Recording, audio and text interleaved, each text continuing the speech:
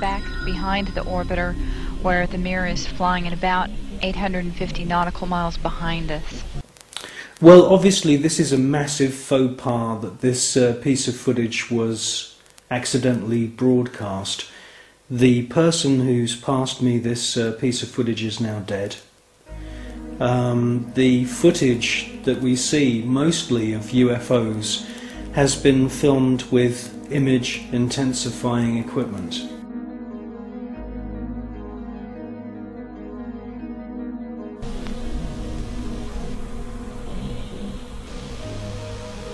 No joy from here, sorry. Hope it was a good one though for our friends.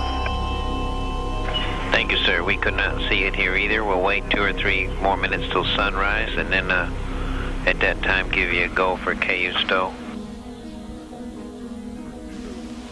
We're at a mission lapse time of 7 days, 13 hours and 17 minutes. This is Mission Control, Houston.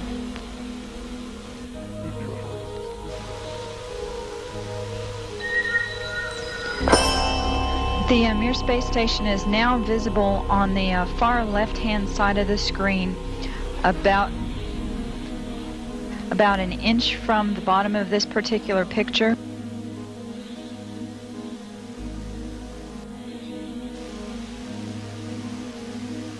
Okay, the Mir space station is the small flashing light in the center, about an inch from Camera Charlie on the monitor. the left-hand side of the screen. It's slowly... Tally ho on the camera. It is slowly moving closer to the left-hand side and is has a very light flashing to it. We think on the middle of the screen, way to the left-hand side.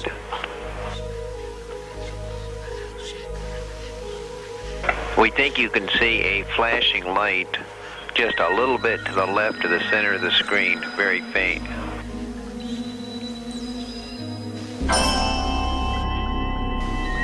Yeah, we do see something flashing visually, but we're not sure that that might be...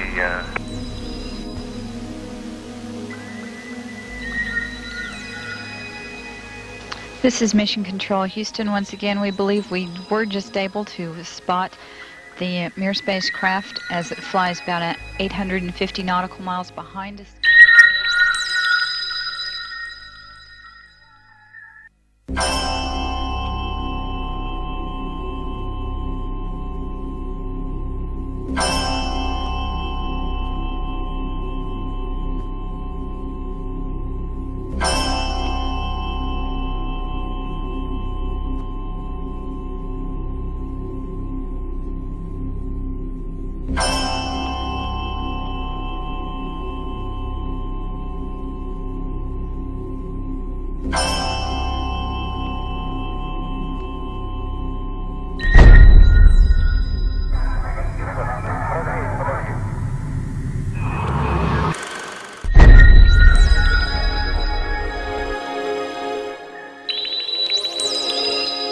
Yes, STS-80 was a very, very strange space shuttle mission. What we see is a lot of activity. It can't all be put down to natural phenomena. James Oberg at NASA and all the other pundits at NASA would love you to believe that these are all ice crystals and space junk and debris. Quite frankly, if there was that amount of debris, that sheer number of shooting stars flying around in close proximity to the space shuttle and the Mir space station, it would be not safe to put craft up into space. A piece of rock just a few millimeters across, travelling in the opposite direction of the space shuttle, would rip through the entire structure of the space shuttle and cause a fatal accident.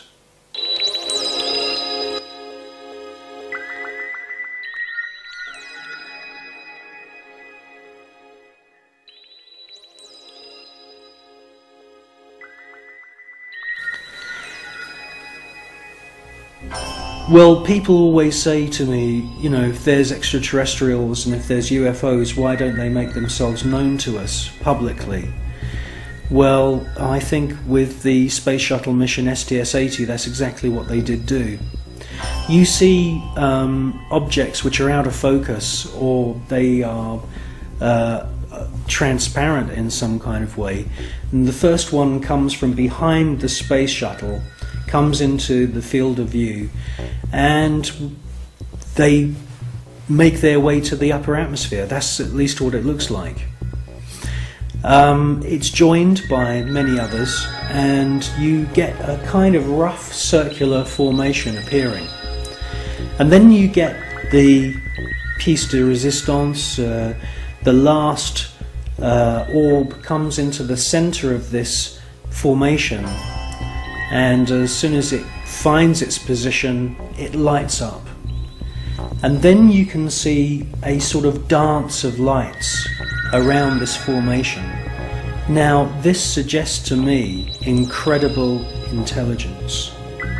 It suggests to me that they are saying, look at us, look how clever we are. And it's an astounding piece of footage.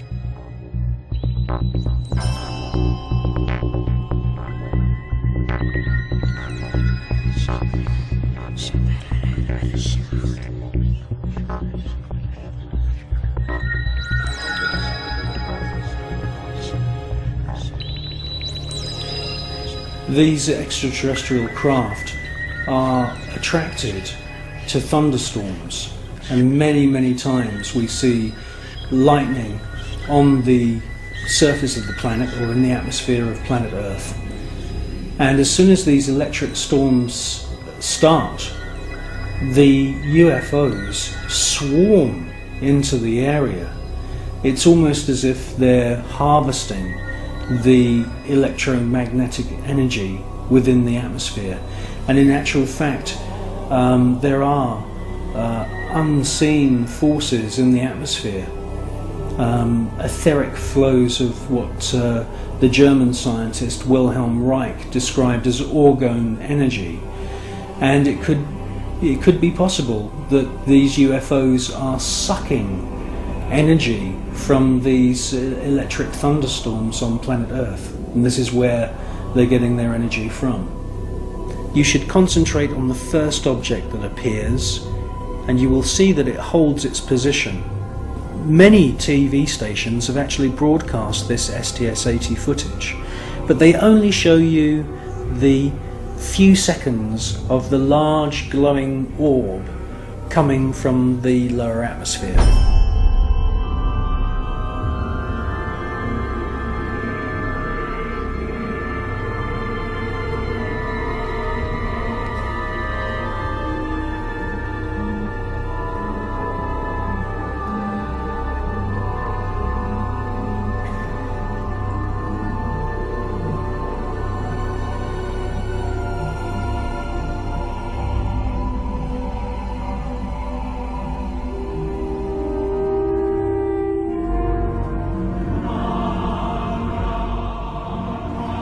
The cameraman who's operating the space shuttle camera is fully aware that the first object has held its position, and after the large orb has ascended from the lower atmosphere and the shuttle is moving away from the scene,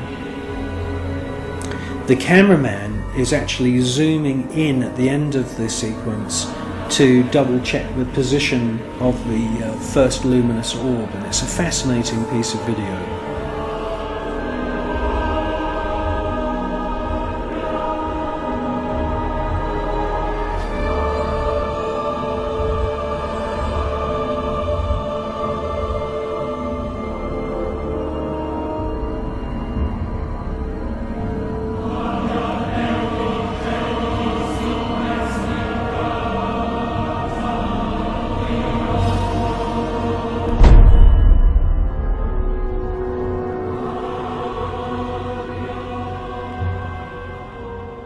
A few years ago there was an astounding book published It's called The Day After Roswell. And it's written by a gentleman called Philip Corso.